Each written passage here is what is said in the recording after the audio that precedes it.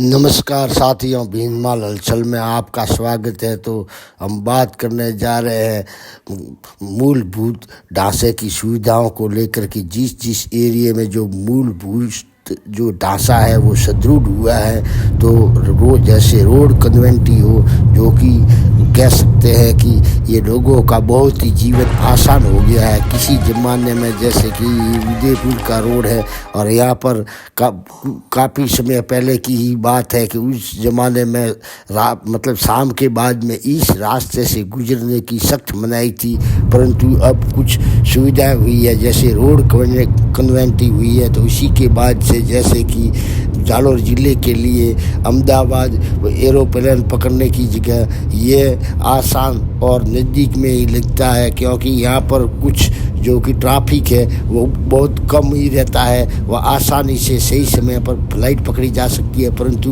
उदयपुर के बारे में एक बात ज़रूर कहना चाहेंगे कि यहाँ पर जो फ्लाइट कन्वेंटी है वो अहमदाबाद के मुकाबले बहुत ही कम है, इसलिए अधिकतर लोग जो प्रवासी राजस्थानी है वो जाते हैं सीधे अहमदाबाद और अहमदाबाद से ही अपने अन्य प्रदेश की फ़्लाइट पकड़ते हैं। तो इसी को लेकर के जो कि ये सुविधा तो बहुत अच्छी है, परंतु जैसे कि हवाई अड्डों की सुविधा खास करके राजस्थान में बहुत ही कम है। और इसी प्रकार से देखा जाए तो जिस प्रकार से सरकारों ने अरबों खरबों रुपये खर्च करके रोड कन्वेंटी के लिए बहुत अच्छे शानदार रोड भी बनाए हैं, तो इसमें कुछ जो कि आवाजाही थी, परिवहन के साधन थे, उनके लिए ट्रांसपोर्टेशन के लिए बहुत ही अच्छी सुविधा तक बन गई है, जिसमें कि देख सकते हैं आपकी यहाँ पर पहाड़ को काट करके अलग अलग जगह पर सुरंगें बनाई गई है। तो सुरंगों के माध्यम से यानी कि रोड है वो सीधी जाती है, न कि उतार चढ़ाव वाले पहाड़ी क्षेत्र में एक से उतरना और दूसरे पहाड़ी पर चढ़ना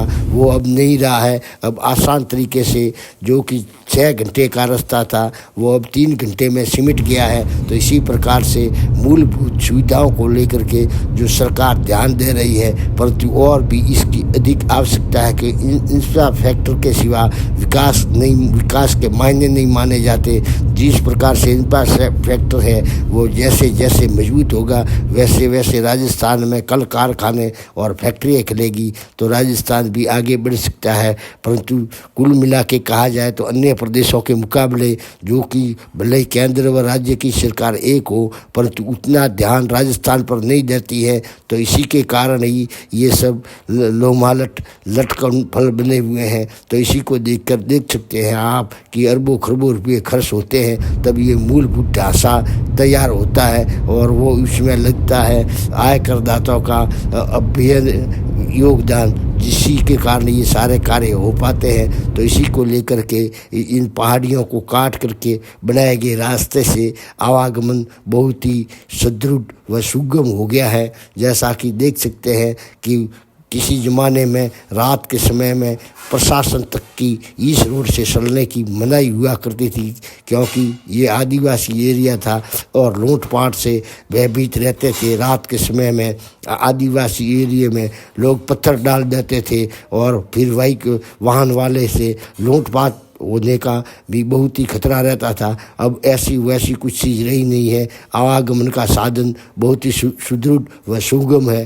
परंतु कुल मिला के कहा जाए तो राजस्थान में खास करके जालौर ज़िले के लिए आवाजाही के लिए प्रदेशवासियों के लिए यहाँ पर हवाई अड्डे की बहुत ही कमी महसूस की जा रही है, जो कि हर कहीं से भी हवाई क्षेत्र में घुसे तो 5 से 6 घंटे पहले उनको वहाँ पर पहुँचना संभव नहीं है। तो इसी को लेकर के सभी की मांग होनी चाहिए कि जैसे सरकारें अपना बजट पारित करती है, अभी भी सरकार ने लगभग 200 हवाई अड्डों की हवाई पट्टियों की घोषणा की है।